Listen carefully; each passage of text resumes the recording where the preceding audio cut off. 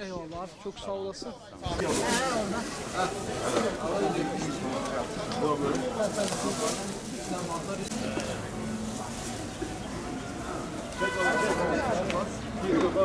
Hadi kalite, fasulye, kalite.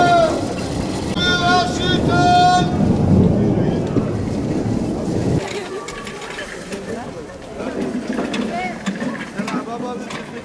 Bankayı ne patlatıyor?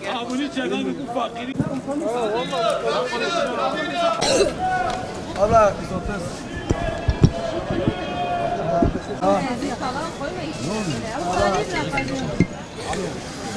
Valla pazar fiyatı nasıl buldum? Pazar fiyatı fakirler için hani anlamıyor.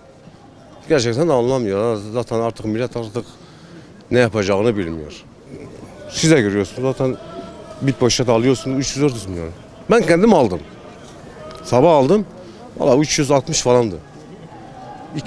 İki tane küçük poşet 360 milyon. Yani millet artık şaşırdı. Ne yapacağını bilmiyor. Yani Allah yardımcıları olsun. Hepimizin yardımcısı olsun. Şu fakirler yani fakirler zaten geçen hafta da ben kendi gözümle gördüm. Adam ağlıyordu. Yani haline ağlıyordu. Bir şey alamadığına göre. Bir şey alamıyordu. Bundan dolayı ağlıyordu. Ne diyelim yani inşallah düzene gider. Nedeniyle yine normaldir fiyatlar. Ne uygundur, ne pahalı ne yüksek. Bu soğukta, bu şeyde, bu iklimde normaldir sebzeler. Yani bugün nereye gitsen, ben Antalya'da olduğum için, Antalya'da kaldığım için burada daha ucuzdur. ne aldın amca böyle? Ya sebze aldım, yeşilliktir, elmadır. Elma kilosu 50 lira, normaldir 50 lira.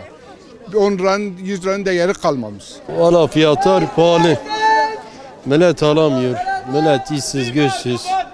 Haberimi anlatmama gerek yok. Her şey ortada. Ne diyeyim sana?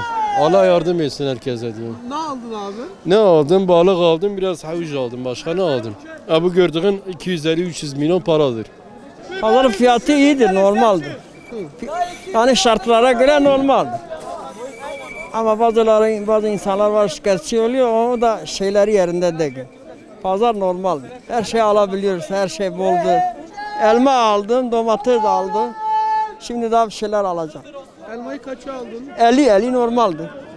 Domatesi? 50. Domatesi 50. Başka ne alacaksın? Valla başka salatalık alacağım, lahana alacağım.